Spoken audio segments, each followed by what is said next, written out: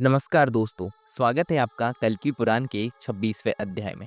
दोस्तों, अब तक हमने देखा कि अध्याय 25 में भगवान कल्कि ने अधर्म को समाप्त कर सतयुग की पुनर्स्थापना की।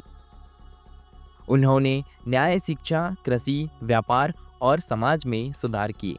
संपूर्ण पृथ्वी पर धर्मराज्य की स्थापना हो गई और अंततः भगवान कल्कि अपने धाम को लौट गए। अब अध्याय 26 में बताया गया है कि सतयुग के पुनर्स्थापना के बाद समाज कैसा था, भगवान कल्कि के भक्तों का जीवन कैसे व्यतीत हुआ, पृथ्वी पर मानवता का भविष्य कैसा रहा। तो चलिए दोस्तों, शुरू करते हैं और आगे जानते हैं।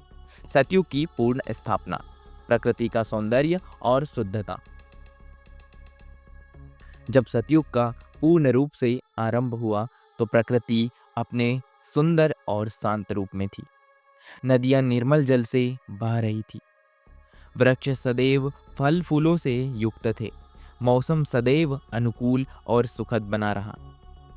मानव जीवन का स्वर्ण युग। मनुष्य के हृदय से लोभ, क्रोध, अहंकार, ईर्ष्या और द्वेष समाप्त हो चुके थे। सभी लोग प्रेम, करुणा और सहयोग की भावना से जीवन व्यतीत कर रहे थे। जीवन दीर्घायु और रोग मुक्त हो गया था। पशु पक्षी और अन्य जीव भी शांति से रहने लगे थे। भगवान कल्कि के अनुयायियों का जीवन, सत्कर्म और धर्म का पालन।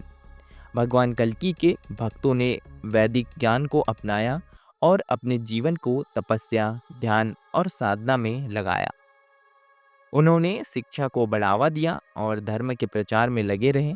हर घर में यज्ञ, भजन, कीर्तन और सत्संग होने लगे। समाज में समरसता और शांति।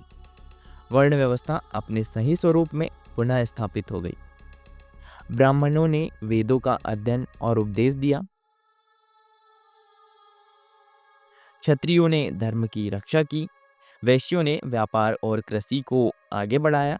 शूद्रों ने समाज की सेवा में अपना योगदान दिया। कोई भी वर्ग नीचा या ऊंचा नहीं था। सभी को सम्मान और समान अवसर प्राप्त थे। कलयुग के नष्ट होने के संकेत। अधर्म का पूरी तरह अंत। भगवान कल्कि द्वारा अधर्मियों के नष्ट होने के बाद कोई भी पापी शेष नहीं रहा। चोरी, हिंसा, कपट, व्यभिचार, अन्याय जैसी सभी बुराइयां समाप्त हो गई। धरती पर कोई भी दुष्ट राजा नहीं रहा। केवल धर्मपरायण शासक ही शासन कर रहे थे। योग और भक्ति का प्रचलन। लोग भगवान की आराधना में लीन रहने लगे। भक्ति, ज्ञान और योग की महत्ता को सभी ने स्वीकार किया। ब्रह्मा ज्ञान प्राप्त करने की इच्छा रखने वाले लोग गुरुकुलों में जाकर शिक्षा प्राप्त करने लगे। भविष्य की पीढ़ियों के लिए संदेश, सतयुग का महत्व। भगवान कल्कि ने अपने जाने से पहले लोगों को यह संदेश दिया था कि जो धर्म के मार्ग पर चलेगा उसे सदा सुख और शांति की प्राप्ति होगी। इस संदेश को सभी ने अपनाया और आने वाली पीढ़ियों तक इसे पहुंचाया। सत्कर्म और धर्म का मार्ग। समाज में प्रत्येक व्यक्ति को यह सिखाया गया कि अहंकार का त्याग करे, सच्चाई और ईमानदारी से जीवन व्यतीत करे, सदैव परोपकार और दान करे, भगवान के नाम का स्मरण जरूर करें। जीवन का मुख्य उद्देश्य मोक्ष की प्राप्ति ही है। दोस्तों, ये था आज का अध्याय 26। हम जानते हैं कि इस अध्याय 26 का सारांश क्या है। सतयुग की पूर्ण स्थापना के साथ मानवता का स्वर्ण युग आरंभ हुआ। प्रकृति शुद्ध और सुंदर हो गई। रोग और आपदाएं समाप्त हो गई। लोग प्रेम, करुणा और धार्मिकता से जीवन व्यतीत करने लगे। ध्यान, भक्ति और ज्ञान की परंपरा बढ़ी। भगवान कल्कि का संदेश आने वाले पीढ़ियों के लिए मार्गदर्शन बना। दोस्तों, इस अध्याय का निष्कर्ष हम जानते हैं, भगवान कल्कि का अवतार सफलतापूर्वक सतयुग की पुनर्स्थापना के साथ समाप्त हुआ। उन्होंने मानवता को एक नया आध्यात्मिक मार्ग दिखाया। उनका संदेश अनंत काल तक धर्म के मार्गदर्शन के रूप में बना रहेगा।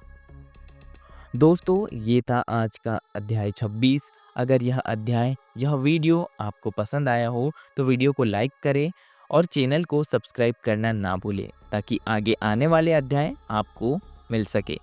दोस्तों, मिलते हैं हम इसी के तरह अगले अध्याय में। तब तक के लिए धन्यवाद।